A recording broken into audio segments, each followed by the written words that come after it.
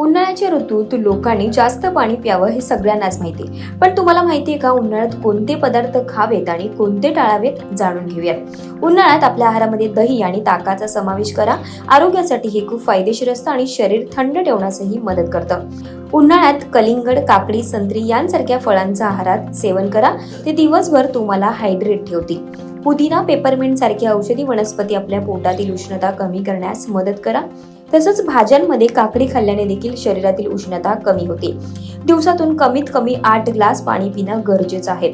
तसंच उन्हाळ्यात चहा, कॉफीचं सेवन कमी प्रमाणात करा, कारण त्याचं सेवन जास्त केल्याने शरीरातील उष्णता वाढते. तसेच उन्हाळ्यात मटन, चिकन यामध्ये चरबीचं प्रमाण जास्त असतं आणि ते रक्तातील कोलेस्ट्रॉल वाढवतं. तसंच त्याचं सेवनही प्रमाणात करा. बर्गर, फ्राईज आणि हॉट डॉग्समध्ये फॅटचं प्रमाण जास्त असतं, त्यामुळे वजन वाढण्याची शक्यता असते आणि अन्न पचवणंही कठीण असतं. त्यामुळे हे पदार्थ सारखे खाणे टाळा.